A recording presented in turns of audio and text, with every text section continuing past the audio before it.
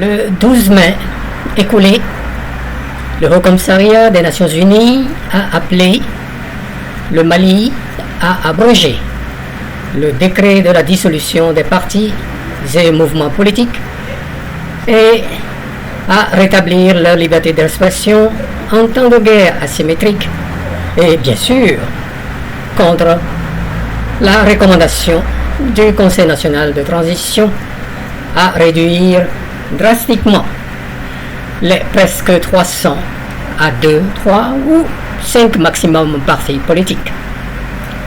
Cette réduction s'avérant indispensable pour la refondation de la vie politique malienne, source de la situation délétère et de guerre injuste imposée ayant conduit au seuil du démembrement de l'État malien hérité des indépendances factices de 1960. Chers internautes, bienvenue à bord de cette capsule Mali versus Commissariat des Nations Unies. À ce sujet, prenant compte de leurs histoires précédentes, exemple, MINUSMA de triste mémoire, je me suis demandé si le Haut Commissariat, par cet appel, n'était pas toujours déconnecté des réalités maliennes et sahéliennes. Aussi, il me peine de rappeler les rapports avilissants confectionnés sur mesure, c'est-à-dire sans preuve tangible, des ONG, organisations non gouvernementales telles Human Rights Watch, Amnesty International à l'encontre des États de l'AES en général. Connaissant leurs bailleurs de fonds et commanditaires occidentaux, chers internautes, êtes-vous surpris par leurs communiqués et appels tendancieux ou biaisés?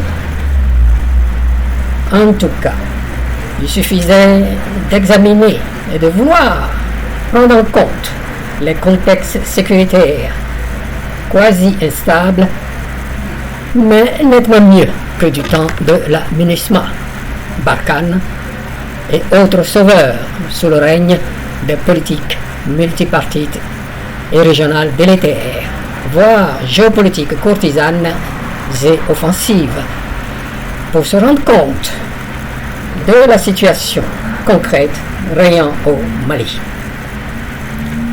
Vouloir être pertinent, puis surtout éviter de diffuser des communiqués ou faire des appels bien à propos et bien tombés, mais totalement déconnectés à des fins de propagande anti-malienne et anti-AES avant le 6 juillet 2025, date de leur premier anniversaire.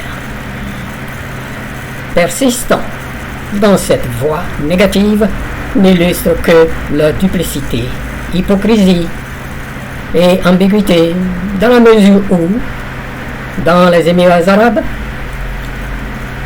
l'Arabie saoudite et ailleurs dans le monde, le Haut Commissariat s'abstient obstinément d'émettre de tels communiqués ou appels improductifs ou contre-productifs, mais nocifs aux Africains en général.